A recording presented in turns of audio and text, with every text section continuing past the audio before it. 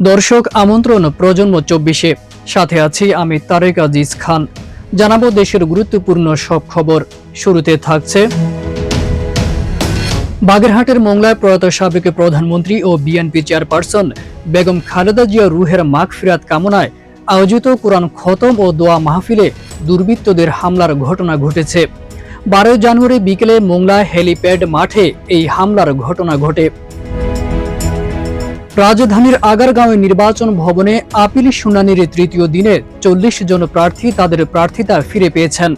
আসন্ন ত্রয়োদশ জাতীয় সংসদ নির্বাচনে মনোনয়নপত্র বাছাইয়ে রিটার্নিং কর্মকর্তাদের দেওয়া সিদ্ধান্তের বিরুদ্ধে এসব আপিল করা হয়েছিল। আসন্ন ত্রয়োদশ জাতীয় সংসদ নির্বাচনে পুলিশকে সততা, নিরপেক্ষতা ও পেশাদারিত্বের সঙ্গে দায়িত্ব পালন করতে হবে উল্লেখ করে ঢাকা রেঞ্জের ডিআইজি রেজাউল করিম মল্লিক বলেছেন, জনগণের অংশগ্রহণমূলক ইতিহাসের সেরা নির্বাচন উপহার দিতে বাংলাদেশ পুলিশ বাহিনী দৃঢ় প্রতিজ্ঞাবদ্ধ।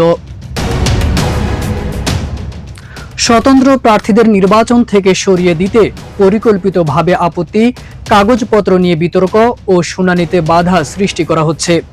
এ ধরনের কর্মকাণ্ড নির্বাচনকে প্রশ্নবিদ্ধ করছে এবং ভোটের অধিকার খর্ব করার শামিল বলে মন্তব্য করেছেন সুপ্রিম কোর্টের আইনজীবী ব্যারিস্টার এএসএম শাহরিয়ার কবির।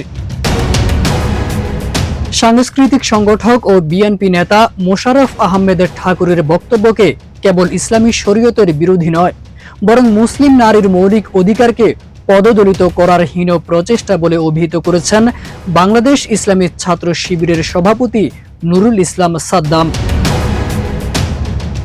ব্রাহ্মণবাড়িয়া 2 আসনের স্বতন্ত্র প্রার্থী ব্যারিস্টার রুমিন ফারহানা এমপিদের দুর্নীতি ও বরাদ্দ আত্মসাতের কঠোর সমালোচনা করেছেন।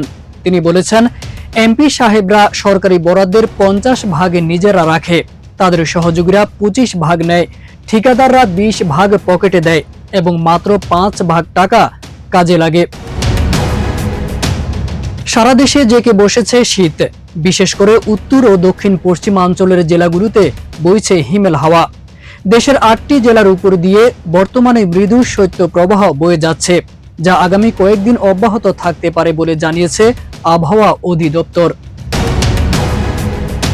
মার্কিন প্রেসিডেন্ট ডোনাল্ড ট্রাম্প বলেছেন, ইসলামী প্রজাতন্ত্র ইরানে ব্যাপক সরকার বিরোধী বিক্ষোভের ঘটনায় তিনি সামরিক পদক্ষেপের হুমকি দেওয়ার পর দেশটির সর্বোচ্চ নেতা আয়াতুল্লাহ আলী খামেনির নেতৃত্বাধীন প্রশাসন তার সঙ্গে আলোচনার জন্য যোগাযোগ করেছে।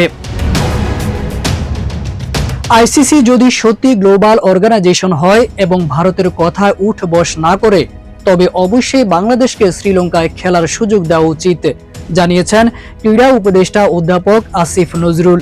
তিনি বলেন, এই প্রশ্নে আমরা কোনো রকম নতি স্বীকার করব না। 27 লাখ টাকা আত্মসাৎ, হুমকি ও ভয় ভীতি দেখানোর অভিযোগে দায়ের করা মামলা থেকে অবশেষে মুক্তি পেয়েছেন জনপ্রিয় অভিনেত্রী মেহজাবিন চৌধুরী ও তার ভাই আলিসান চৌধুরী।